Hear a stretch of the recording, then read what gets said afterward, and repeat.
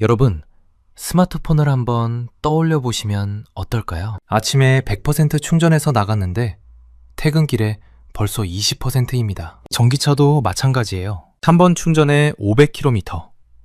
고속도로에서 히터 틀면 400km도 빠듯합니다. 그런데 이걸 800km로 늘릴 수 있는 소재가 있습니다. 용량이 기존의 10배인 소재예요. 놀라운 건 이 소재가 어제 발견된 게 아니라는 겁니다. 40년 전부터 존재했습니다. 그러면 왜 안 쓸까요? 이 소재를 배터리에 넣으면 충전할 때마다 내부에서 바늘 같은 결정이 자라납니다. 이 바늘이 배터리 벽을 뚫는 순간 폭발합니다. 전 세계 과학자들이 40년간 매달렸지만 이 바늘을 잡지 못했습니다. 중국은 글로벌 배터리 투자의 71%를 쏟아부었습니다. 수조 원입니다. 그래도 이 바늘 하나를 잡지 못했습니다. 그런데 2026년 2월 대한민국 카이스트와 고려대 연구팀이 발상을 완전히 뒤집었습니다. 바늘을 막는 게 아니라 바늘이 아예 자라지 못하게 전극의 전자 흐름 자체를 바꿔버린 겁니다. 그것도 첨가제 한 방울로요. 12분 충전에 800km 주행, 수명은 30만 km.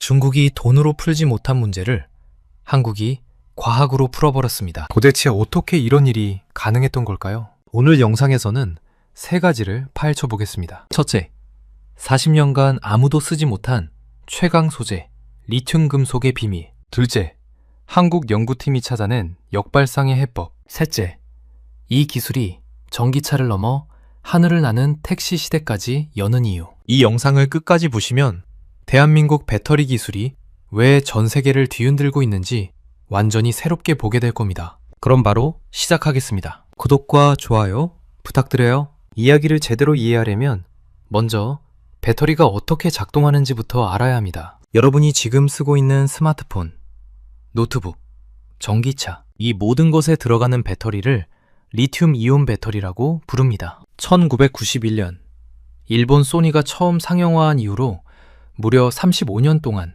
세상을 지배해온 기술이죠. 이 배터리 안에는 양극과 음극이라는 두 개의 전극이 있고 그 사이를 리튬 이온이 왔다 갔다 하면서 전기를 만들어냅니다. 지금 배터리의 음극에는 흑연이라는 소재가 쓰이고 있어요. 연필심에 들어가는 바로 그 흑연입니다. 리튬 이온이 흑연층 사이사이에 끼어 들어가면서 에너지를 저장하는 구조예요. 문제는 흑연이 저장할 수 있는 에너지에 한계가 있다는 겁니다. 흑연의 이론적 용량은 그램당 372mAh입니다. 누구나 알 수 있게 풀어보면 흑연이라는 창고의 크기가 정해져 있어서 아무리 짐을 잘 싸 넣어도 그 이상은 못 담는 거예요. 그래서 지금 전기차 배터리의 에너지 밀도는 킬로그램당 약 300와트시 수준에서 더 이상 올라가지 않고 있습니다. 이게 바로 전기차 주행거리가 500에서 600km에서 멈춰 있는 근본적인 이유입니다. 여기서 궁금한 점이 생깁니다. 흑연보다 훨씬 많이 저장할 수 있는 소재는 없는 걸까요? 있습니다.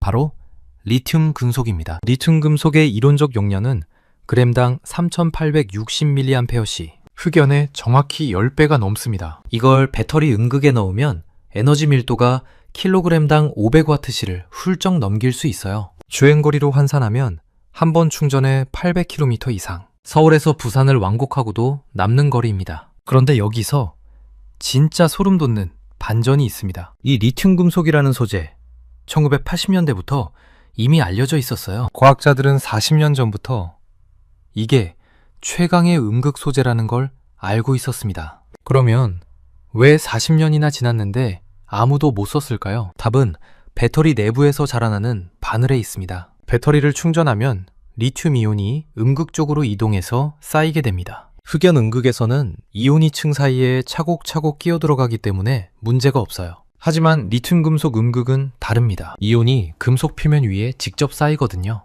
이때 표면이 완벽하게 균일하지 않으면 특정 지점에 전하가 집중됩니다. 전하가 집중된 곳으로 이온이 우르르 몰려들면서 그 지점에서 바늘 모양의 결정이 솟아오르기 시작해요. 이걸 전문 용어로 덴드라이트라고 부릅니다. 겨울에 고드름이 처마 끝에서 자라나는 걸 생각해 보시면 돼요. 물이 한 곳에 집중되면 그 자리에서 고드름이 점점 길어지잖아요. 배터리 안에서도 똑같은 일이 벌어지는 겁니다. 이 바늘이 점점 자라나면 배터리 내부의 양극과 음극을 분리하고 있는 얇은 막을 찔러 뚫어버립니다. 양극과 음극이 직접 만나는 순간 내부 단락이 발생하고 배터리가 열폭주를 일으키며 폭발합니다. 특히 빠르게 충전하면 이 현상이 더 심해집니다. 이온이 빠른 속도로 몰려드니까 바늘이 더 빨리 자라나거든요. 초고속 충전이 필수인 전기차에 리튬 금속을 쓸 수 없었던 결정적인 이유가 바로 이겁니다. 한 줄로 요약하면 이렇습니다. 리튬 금속은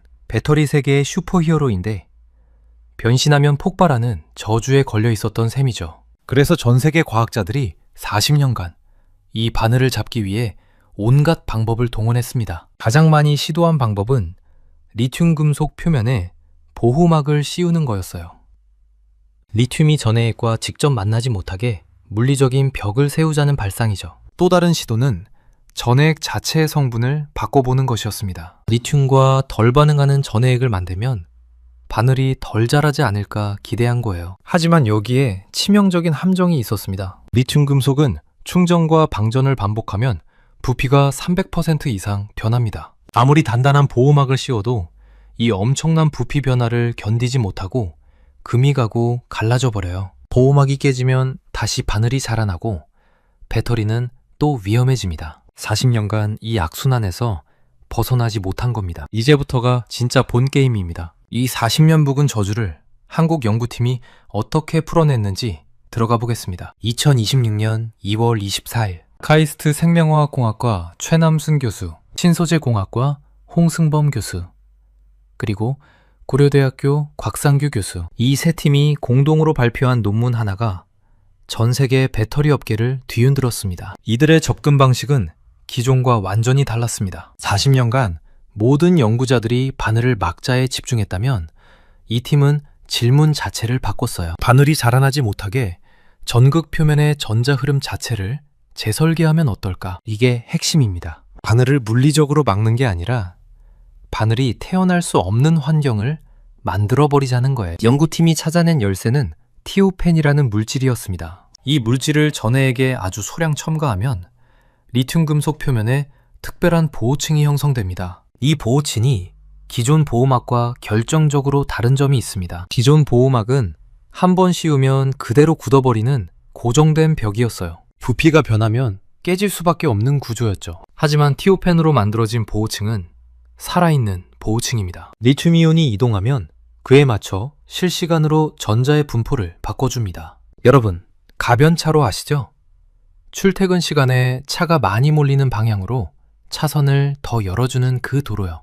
이 보호층이 정확히 그런 역할을 합니다. 이온이 몰리는 곳에서 전자 밀도를 재배치해서 이온이 한 곳에 쌓이지 않고 넓게 퍼지도록 유도하는 거예요. 연구팀은 밀도 범함수 이론이라는 컴퓨터 시뮬레이션으로 티오펜 분자가 리튬 표면에서 어떻게 행동하는지를 원자 수준에서 분석했습니다. 그 결과 세 가지 핵심 기능을 확인했어요. 첫째, 자발적 구조 재배열. 티오펜 분자가 리튬 표면에 달라붙어서 이온의 흐름에 실시간으로 반응하는 동적인 전자 구조를 만듭니다. 둘째, 낮은 확산 장벽. 이온이 표면을 따라 이동하는 데 필요한 에너지를 최소화해서 고속 충전 시에도 이온이 골고루 퍼지도록 합니다. 셋째, 선택적 통과. 보호층이 리튬 이온만 골라서 통과시키고 전해액 분자가 리튬과 직접 반응하는 걸 차단합니다. 여기서 한 가지 더 짚어보겠습니다. 이 기술의 가장 놀라운 점은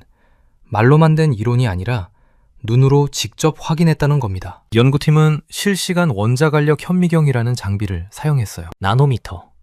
그러니까 머리카락 굵기의 10만 분의 1 수준에서 배터리 내부를 실시간으로 들여다본 겁니다. 고전류로 충전하면서 리튬이 쌓이는 과정을 실시간으로 관찰했더니 기존 첨가제를 쓴 배터리에서는 바늘이 여기저기서 솟아올랐습니다. 하지만 티오펜 첨가제를 넣은 배터리에서는 리튬이 마치 페인트를 칠하듯 균일하고 매끄럽게 쌓였어요. 바늘이 아예 생기지 않는 겁니다. 보도에 따르면 기존 상업용 첨가제들이 고전류 조건에서 무너지는 것과 대조되는 압도적인 안정성이었다고 합니다. 그렇다면 실제 성능은 어떨까요? 여기서 나오는 숫자들이 정말 놀랍습니다. 에너지 밀도. 기존 리튬이온 배터리가 킬로그램당 약 300와트시 수준인데 이번 기술을 적용하면 500와트시를 넘길 수 있습니다. 무음극 구조까지 적용하면 에너지 밀도가 40% 이상 향상된다는 보도도 있어요. 충전 시간. 배터리 잔량 5%에서 70%까지 채우는 데 걸리는 시간이 12분입니다.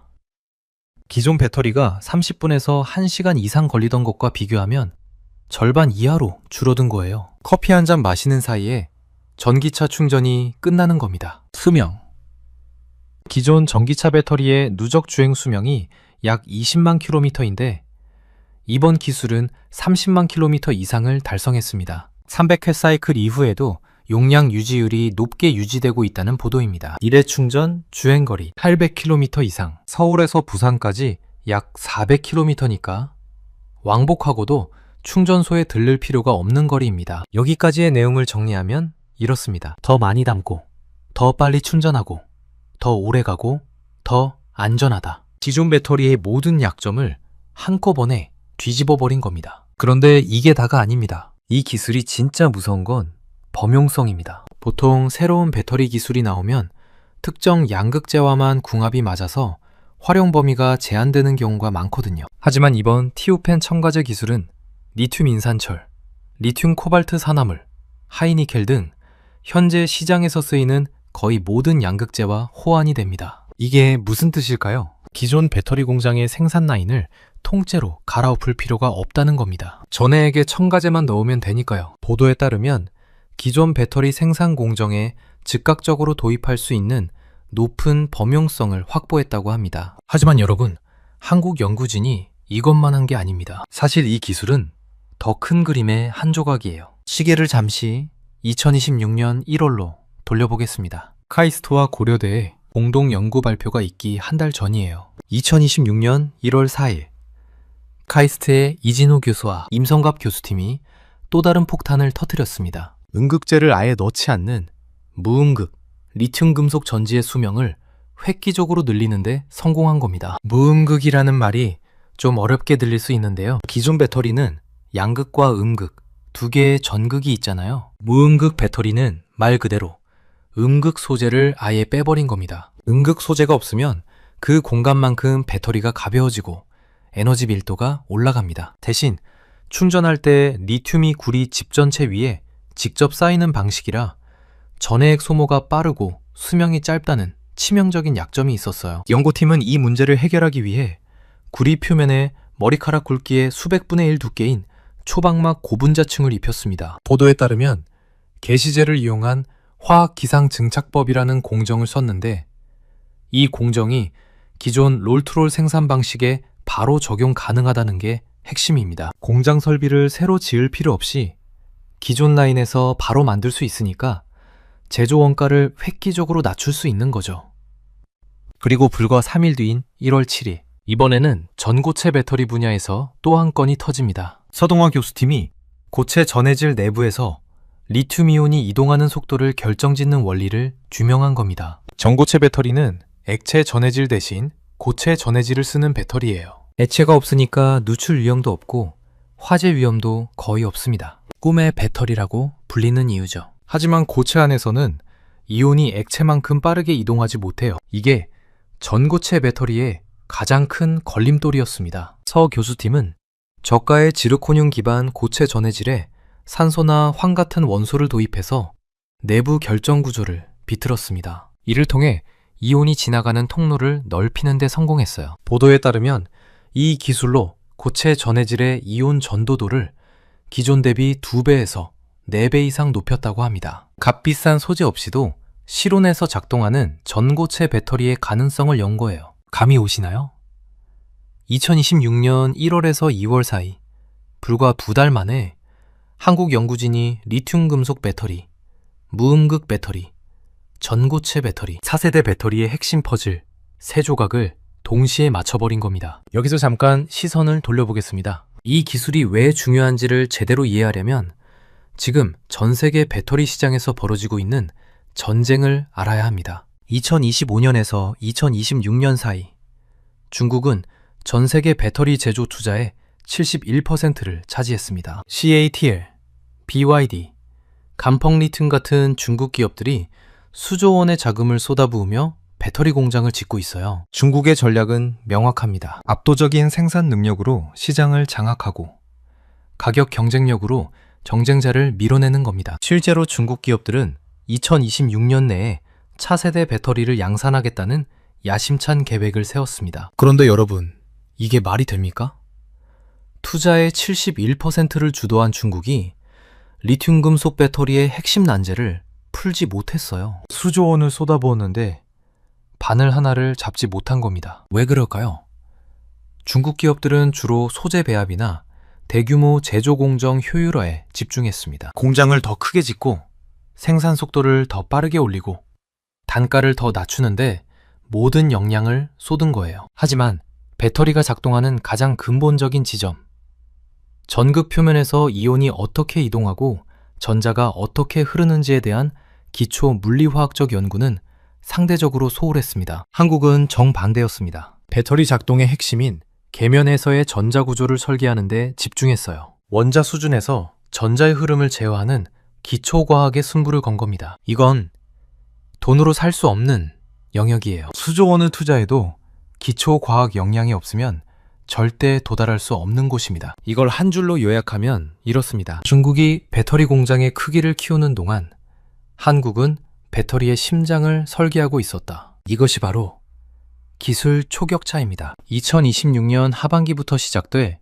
글로벌 완성차 업체들과의 차세대 배터리 수주 경쟁에서 한국이 유리한 고지를 점하는 발판이 될 수 있는 거예요. 그런데 여기서 끝이 아닙니다. 이 기술의 파급력은 전기차를 훨씬 넘어섭니다. 여러분, 혹시 에어택시라고 들어보셨나요? 도심 항공 모빌리티, 줄여서 UAM이라고 부르는 건데요. 하늘을 나는 택시입니다. 수직으로 이착륙하는 전기 항공기예요. 이 에어택시가 상용화되려면 반드시 넘어야 할 벽이 있습니다. 바로 배터리의 에너지 밀도예요. 비행기가 수직으로 뜨고 내릴 때 엄청난 에너지가 필요합니다. 기존 리튬이온 배터리로는 에너지가 부족해서 짧은 거리밖에 날 수 없었어요. 도심 내 단거리 이동이 한계였죠. 하지만 킬로그램당 500와트시 이상의 에너지 밀도를 가진 리튬 금속 배터리가 실현되면 이야기가 완전히 달라집니다. 도심 단거리가 아니라 도시와 도시 사이를 날아다니는 광역 모빌리티가 가능해지는 거예요. 그리고 이번 카이스트와 고려대 기술의 초고속 충전 성능, 12분 만에 충전이 끝나니까 에어택시가 착륙하자마자 충전하고 바로 다시 뜰 수 있습니다. 빠른 회전율이 생명인 항공운송에 딱 맞는 기술인 거죠. 이건 단순한 배터리 기술 혁신이 아닙니다. 우리가 도시를 이동하는 방식 자체를 바꿀 수 있는 기술이에요. 시계 바늘을 아주 잠깐 과거로 돌려보겠습니다. 1991년 일본 소니가 리튬이온 배터리를 처음 상용화했을 때 세계는 일본이 배터리 시장을 영원히 지배할 거라고 믿었습니다. 실제로 2000년대 초반까지 일본은 배터리 시장의 절대 강자였어요. 하지만 2010년대 들어서면서 판이 뒤집어졌습니다. 한국의 LG화학, 삼성 SDI, SK이노베이션이 공격적인 투자와 기술 개발로 일본을 추월하기 시작했어요. 그리고 2020년대 중반, 이번에는 중국이 압도적인 자본력으로 치고 올라왔습니다. CATL이 글로벌 점유율 1위를 차지하고 BYD가 무서운 속도로 성장하면서 한국 기업들이 위기에 몰렸다는 기사가 쏟아졌죠. 그런데 2026년 2월 한국이 다시 한번 판을 뒤집을 카드를 꺼내든 겁니다. 일본에서 한국으로, 한국에서 중국으로 넘어가려던 배터리 패권이 다시 한번 한국으로 돌아올 수 있는 기회가 열린 거예요. 역사가 증명합니다. 배터리 시장의 패권은 항상 공장의 크기가 아니라 원천 기술을 가진 자에게 돌아갔습니다. 일본이 원천 기술로 시장을 열었고 한국이 더 나은 기술로 일본을 넘었고 지금 한국이 또다시 차세대 원천 기술로 새로운 시대를 여는 중입니다. 하지만 여러분, 여기서 한 발 물러서서 냉정하게 봐야 할 부분도 있습니다. 이 기술이 당장 내일 전기차에 들어가는 건 아니거든요. 연구실에서의 성공과 공장에서의 대량 생산 사이에는 여전히 넘어야 할 산이 있습니다. 우선 공정 스케일업 문제가 있어요. 연구실에서 동전 크기의 작은 셀로 성공한 기술이 수천 평 규모의 공장에서 수십만 개를 찍어낼 때도 같은 품질을 유지할 수 있는지 검증해야 합니다. 그리고 극한 환경 테스트도 남아 있습니다. 영하 30도의 혹한디나 50도가 넘는 사막에서도 이 배터리가 안정적으로 작동하는지 장기간 데이터를 확보해야 해요. 원자재 문제도 빼놓을 수 없습니다. 리튬 금속의 핵심 원료인 리튬 자체의 가격 변동성이 크고 공급망이 특정 국가에 편중되어 있다는 점은 여전히 한국 배터리 산업의 아킬레스건입니다. 중국의 가격 공세도 경계해야 합니다. 기술력에서 앞서더라도 중국이 정부 보조금과 거대 내수 시장을 바탕으로 공격적인 가격 경쟁을 펼칠 경우 수익성 확보가 쉽지 않을 수 있어요. 그럼에도 불구하고 2026년 현재 확인된 팩트들을 종합하면 한국은 이미 상용화의 가장 가파른 문턱을 넘었다는 평가가 나옵니다. 카이스트와 LG에너지솔루션이 공동 운영하는 프론티어 연구소 같은 산학협력 모델이 원천 기술을 실제 상용 제품으로 이어주는 핵심 허브 역할을 하고 있고, 한국 정부도 차세대 배터리 국가 전략을 수립하며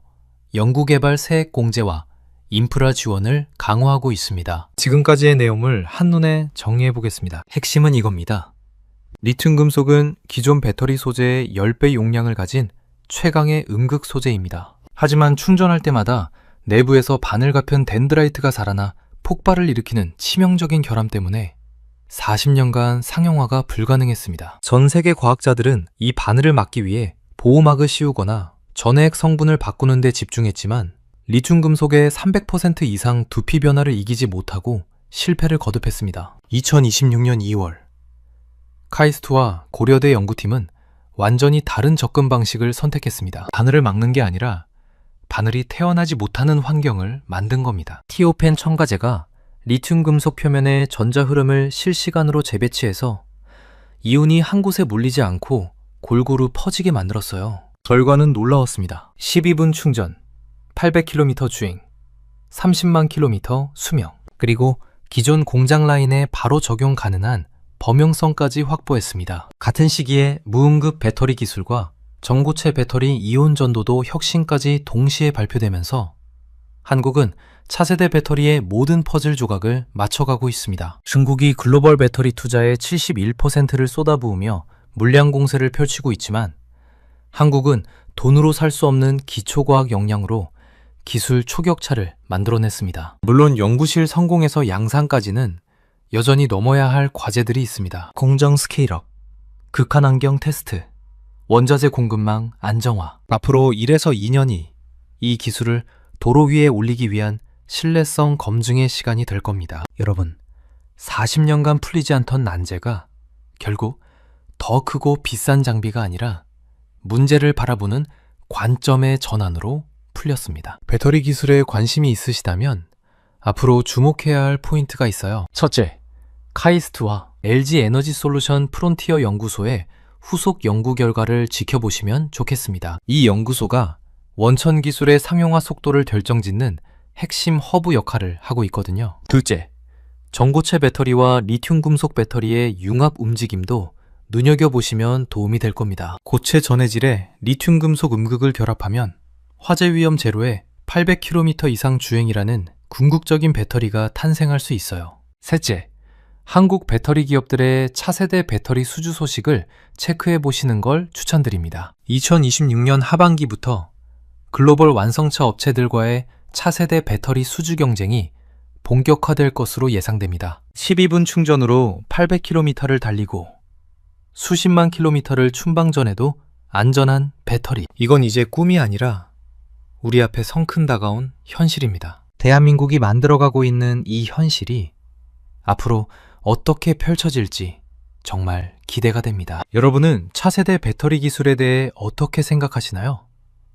전기차 구매를 고민하고 계시다면 리튬 금속 배터리 상용화까지 기다리실 건지 아니면 지금 사실 건지 댓글로 의견 나눠주시면 감사하겠습니다. 오늘 영상은 여기까지입니다. 긴 영상 끝까지 시청해주셔서 정말 감사합니다. 여러분의 구독과 좋아요 한 번이 대한민국 과학기술 이야기를 더 깊이 전해드리는 가장 큰 힘이 됩니다. 여러분, 스마트폰을 한번 떠올려 보시면 어떨까요? 아침에 100% 충전해서 나갔는데 퇴근길에 벌써 20%입니다. 전기차도 마찬가지예요. 3번 충전에 500km, 고속도로에서 히터 틀면 400km도 빠듯합니다. 그런데 이걸 800km로 늘릴 수 있는 소재가 있습니다. 용량이 기존의 10배인 소재예요. 놀라운 건 이 소재가 어제 발견된 게 아니라는 겁니다. 40년 전부터 존재했습니다. 그러면 왜 안 쓸까요? 이 소재를 배터리에 넣으면 충전할 때마다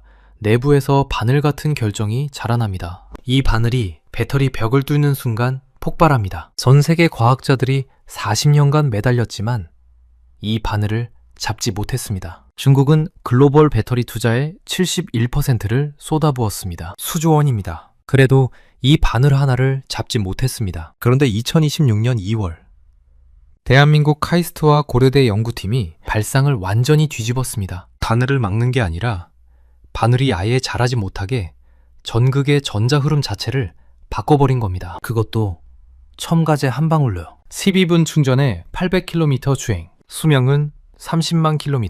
중국이 돈으로 풀지 못한 문제를 한국이 과학으로 풀어버렸습니다. 도대체 어떻게 이런 일이 가능했던 걸까요? 오늘 영상에서는 세 가지를 파헤쳐 보겠습니다. 첫째, 40년간 아무도 쓰지 못한 최강 소재, 리튬 금속의 비밀. 둘째, 한국 연구팀이 찾아낸 역발상의 해법. 셋째, 이 기술이 전기차를 넘어 하늘을 나는 택시 시대까지 여는 이유. 이 영상을 끝까지 보시면 대한민국 배터리 기술이 왜 전 세계를 뒤흔들고 있는지 완전히 새롭게 보게 될 겁니다. 그럼 바로 시작하겠습니다. 구독과 좋아요 부탁드려요. 이야기를 제대로 이해하려면 먼저 배터리가 어떻게 작동하는지부터 알아야 합니다. 여러분이 지금 쓰고 있는 스마트폰, 노트북, 전기차, 이 모든 것에 들어가는 배터리를 리튬 이온 배터리라고 부릅니다. 1991년 일본 소니가 처음 상용화한 이후로 무려 35년 동안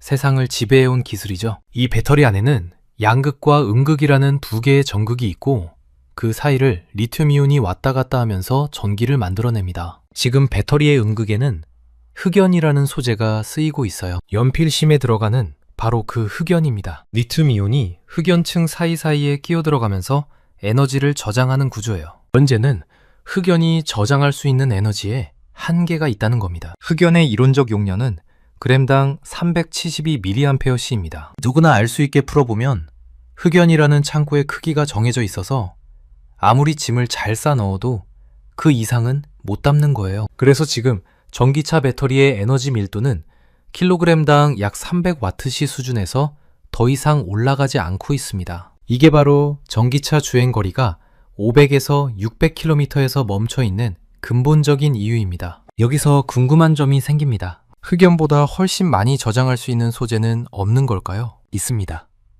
바로 리튬 금속입니다. 리튬 금속의 이론적 용량은 그램당 3860mAh, 흑연의 정확히 10배가 넘습니다. 이걸 배터리 음극에 넣으면 에너지 밀도가 킬로그램당 500W시를 훌쩍 넘길 수 있어요. 주행거리로 환산하면 한 번 충전에 800km 이상, 서울에서 부산을 왕복하고도 남는 거리입니다. 그런데 여기서 진짜 소름 돋는 반전이 있습니다. 이 리튬 금속이라는 소재, 1980년대부터 이미 알려져 있었어요. 과학자들은 40년 전부터 이게 최강의 음극 소재라는 걸 알고 있었습니다. 그러면 왜 40년이나 지났는데 아무도 못 썼을까요? 답은 배터리 내부에서 자라나는 바늘에 있습니다. 배터리를 충전하면 리튬 이온이 음극 쪽으로 이동해서 쌓이게 됩니다. 흑연 음극에서는 이온이 층 사이에 차곡차곡 끼어 들어가기 때문에 문제가 없어요. 하지만 리튬 금속 음극은 다릅니다. 이온이 금속 표면 위에 직접 쌓이거든요.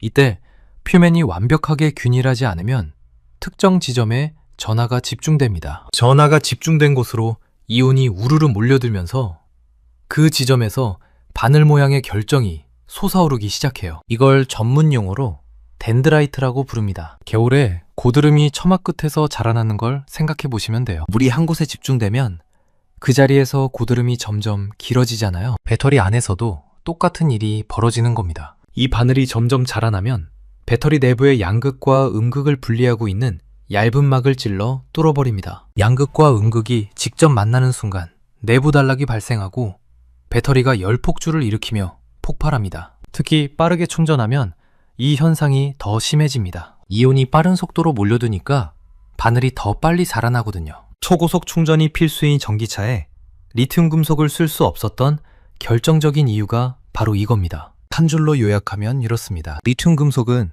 배터리 세계의 슈퍼히어로인데 변신하면 폭발하는 저주에 걸려 있었던 셈이죠. 그래서 전 세계 과학자들이 40년간 이 바늘을 잡기 위해 온갖 방법을 동원했습니다. 가장 많이 시도한 방법은 리튬 금속 표면에 보호막을 씌우는 거였어요. 리튬이 전해액과 직접 만나지 못하게 물리적인 벽을 세우자는 발상이죠. 또 다른 시도는 전해액 자체의 성분을 바꿔보는 것이었습니다. 리튬과 덜 반응하는 전해액을 만들면 바늘이 덜 자라지 않을까 기대한 거예요. 하지만 여기에 치명적인 함정이 있었습니다. 리튬 금속은 충전과 방전을 반복하면 부피가 300% 이상 변합니다. 아무리 단단한 보호막을 씌워도 이 엄청난 부피 변화를 견디지 못하고 금이 가고 갈라져 버려요. 보호막이 깨지면 다시 바늘이 자라나고 배터리는 또 위험해집니다. 40년간 이 악순환에서 벗어나지 못한 겁니다. 이제부터가 진짜 본 게임입니다. 이 40년 묵은 저주를 한국 연구팀이 어떻게 풀어냈는지 들어가 보겠습니다. 2026년 2월 24일 카이스트 생명화학공학과 최남순 교수, 신소재공학과 홍승범 교수, 그리고 고려대학교 곽상규 교수, 이 세 팀이 공동으로 발표한 논문 하나가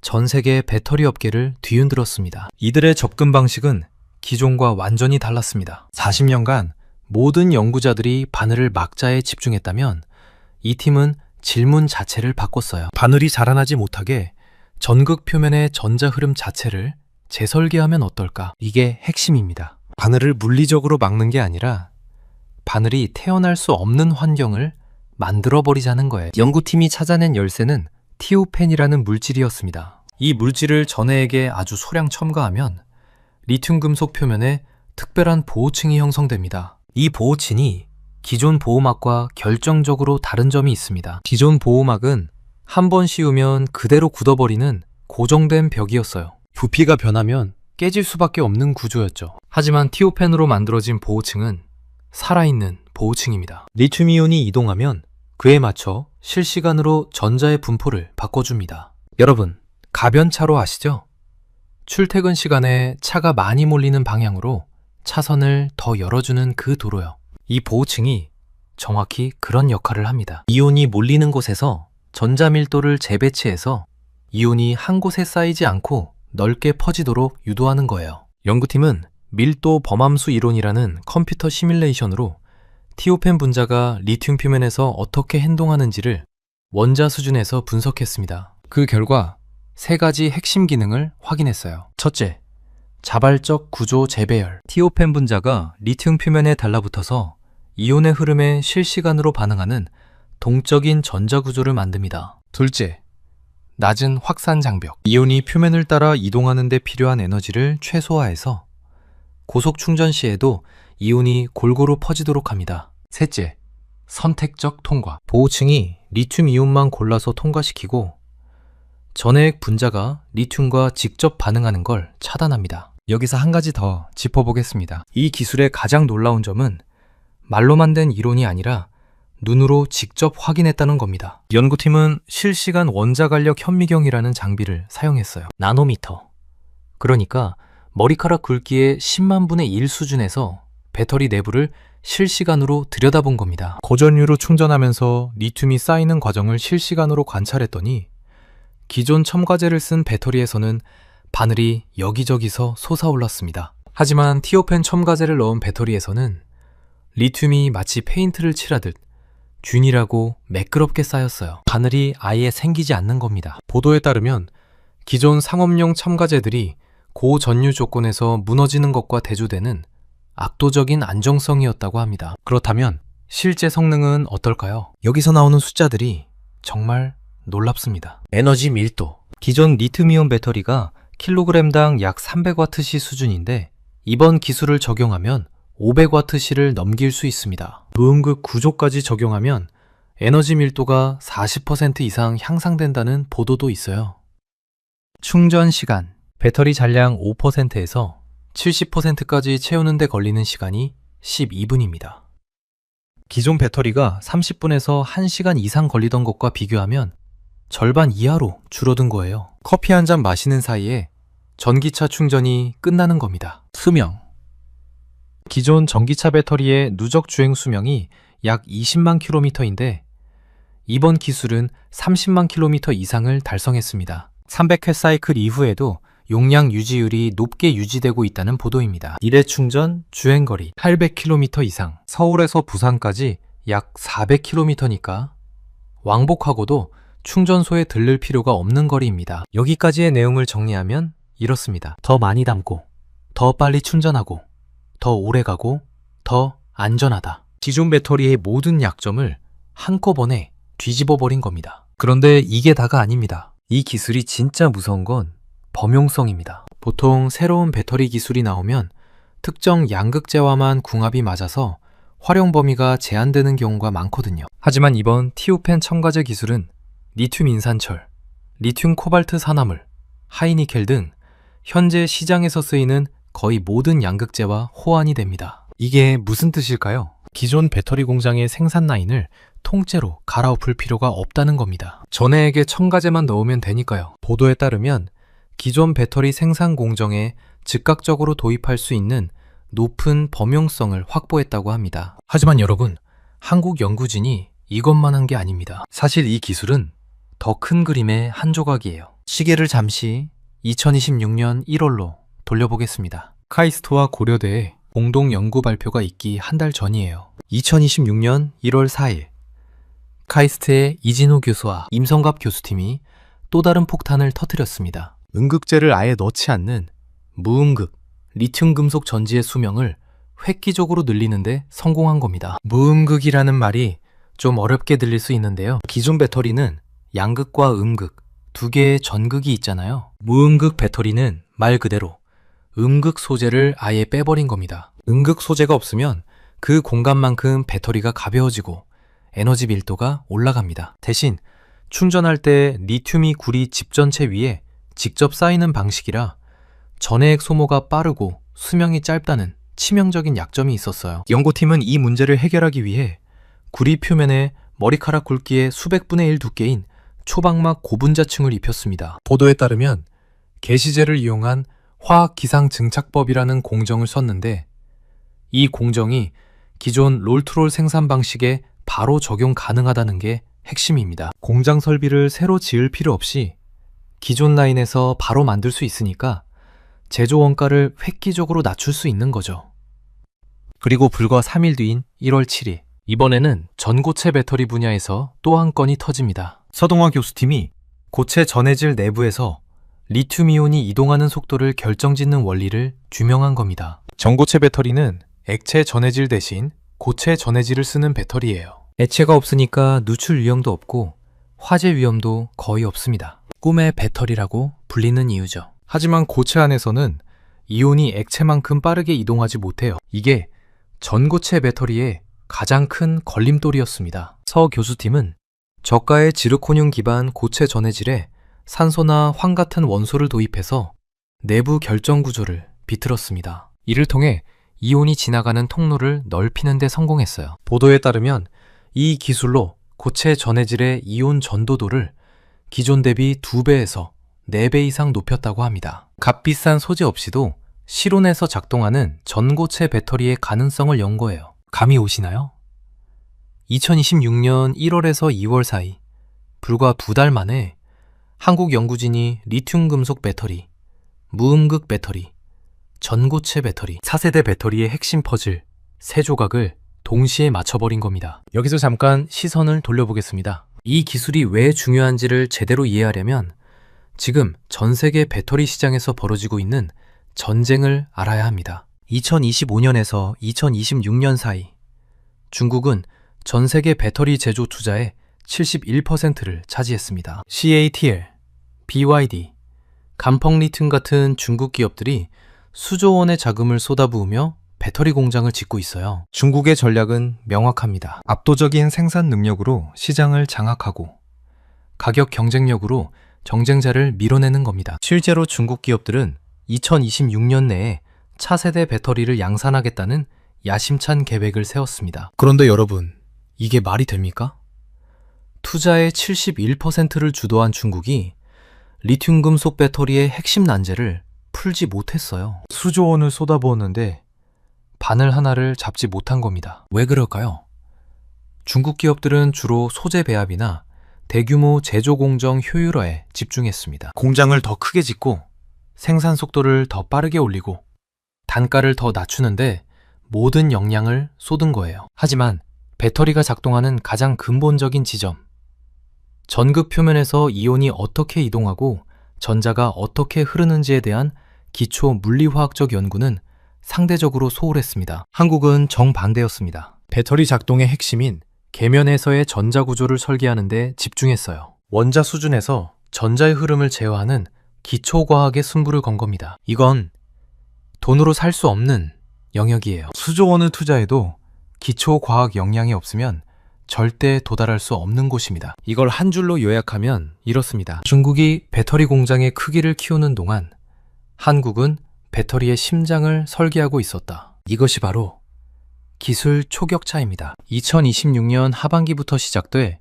글로벌 완성차 업체들과의 차세대 배터리 수주 경쟁에서 한국이 유리한 고지를 점하는 발판이 될 수 있는 거예요. 그런데 여기서 끝이 아닙니다. 이 기술의 파급력은 전기차를 훨씬 넘어섭니다. 여러분, 혹시 에어택시라고 들어보셨나요?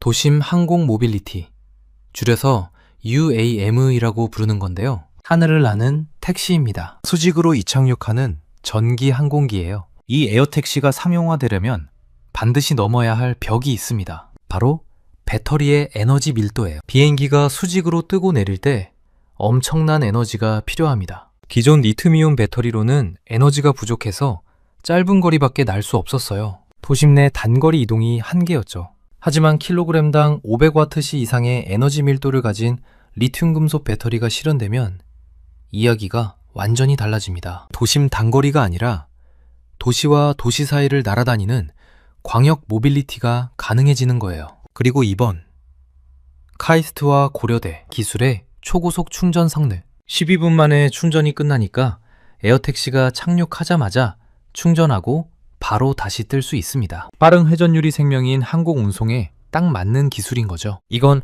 단순한 배터리 기술 혁신이 아닙니다. 우리가 도시를 이동하는 방식 자체를 바꿀 수 있는 기술이에요. 시계 바늘을 아주 잠깐 과거로 돌려보겠습니다. 1991년 일본 소니가 리튬이온 배터리를 처음 상용화했을 때 세계는 일본이 배터리 시장을 영원히 지배할 거라고 믿었습니다. 실제로 2000년대 초반까지 일본은 배터리 시장의 절대 강자였어요. 하지만 2010년대 들어서면서 판이 뒤집어졌습니다. 한국의 LG화학, 삼성 SDI, SK이노베이션이 공격적인 투자와 기술 개발로 일본을 추월하기 시작했어요. 그리고 2020년대 중반, 이번에는 중국이 압도적인 자본력으로 치고 올라왔습니다. CATL이 글로벌 점유율 1위를 차지하고 BYD가 무서운 속도로 성장하면서 한국 기업들이 위기에 몰렸다는 기사가 쏟아졌죠. 그런데 2026년 2월 한국이 다시 한번 판을 뒤집을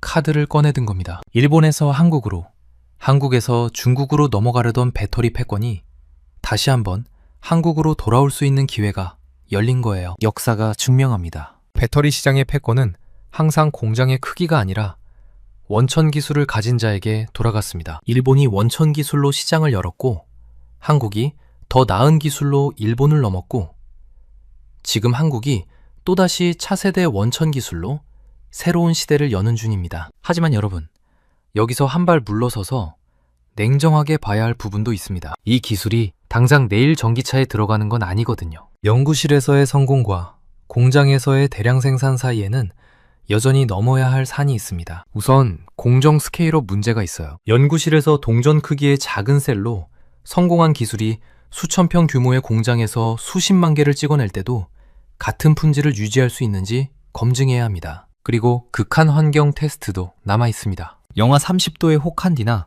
50도가 넘는 사막에서도 이 배터리가 안정적으로 작동하는지 장기간 데이터를 확보해야 해요. 원자재 문제도 빼놓을 수 없습니다. 리튬 금속의 핵심 원료인 리튬 자체의 가격 변동성이 크고 공급망이 특정 국가에 편중되어 있다는 점은 여전히 한국 배터리 산업의 아킬레스건입니다. 중국의 가격 공세도 경계해야 합니다. 기술력에서 앞서더라도 중국이 정부 보조금과 거대 내수 시장을 바탕으로 공격적인 가격 경쟁을 펼칠 경우 수익성 확보가 쉽지 않을 수 있어요. 그럼에도 불구하고 2026년 현재 확인된 팩트들을 종합하면 한국은 이미 상용화의 가장 가파른 문턱을 넘었다는 평가가 나옵니다. 카이스트와 LG에너지솔루션이 공동 운영하는 프론티어 연구소 같은 산학협력 모델이 원천 기술을 실제 상용 제품으로 이어주는 핵심 허브 역할을 하고 있고, 한국 정부도 차세대 배터리 국가 전략을 수립하며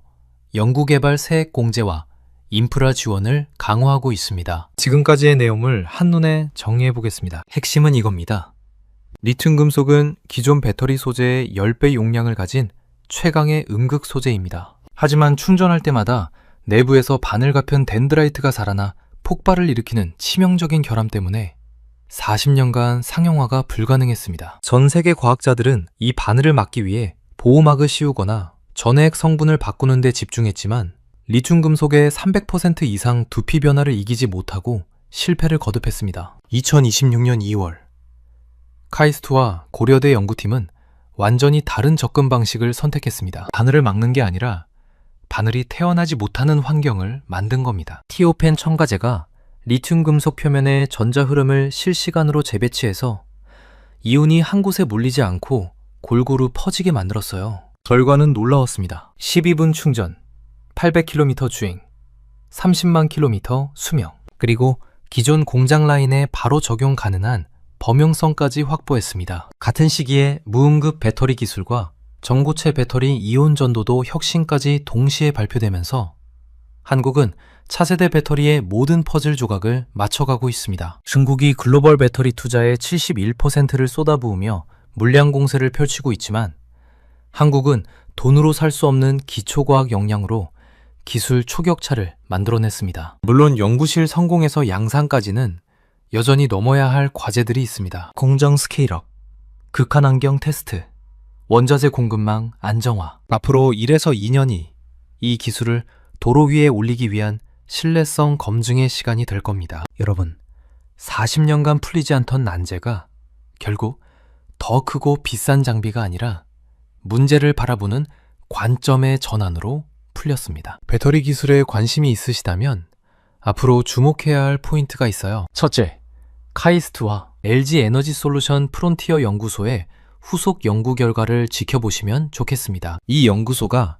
원천 기술의 상용화 속도를 결정짓는 핵심 허브 역할을 하고 있거든요. 둘째, 전고체 배터리와 리튬 금속 배터리의 융합 움직임도 눈여겨보시면 도움이 될 겁니다. 고체 전해질에 리튬 금속 음극을 결합하면 화재 위험 제로에 800km 이상 주행이라는 궁극적인 배터리가 탄생할 수 있어요. 셋째, 한국 배터리 기업들의 차세대 배터리 수주 소식을 체크해 보시는 걸 추천드립니다. 2026년 하반기부터 글로벌 완성차 업체들과의 차세대 배터리 수주 경쟁이 본격화될 것으로 예상됩니다. 12분 충전으로 800km를 달리고 수십만 킬로미터를 춘방전해도 안전한 배터리. 이건 이제 꿈이 아니라 우리 앞에 성큼 다가온 현실입니다. 대한민국이 만들어가고 있는 이 현실이 앞으로 어떻게 펼쳐질지 정말 기대가 됩니다. 여러분은 차세대 배터리 기술에 대해 어떻게 생각하시나요? 전기차 구매를 고민하고 계시다면 리튬 금속 배터리 상용화까지 기다리실 건지 아니면 지금 사실 건지 댓글로 의견 나눠주시면 감사하겠습니다. 오늘 영상은 여기까지입니다. 긴 영상 끝까지 시청해주셔서 정말 감사합니다. 여러분의 구독과 좋아요 한 번이 대한민국 과학기술 이야기를 더 깊이 전해드리는 가장 큰 힘이 됩니다.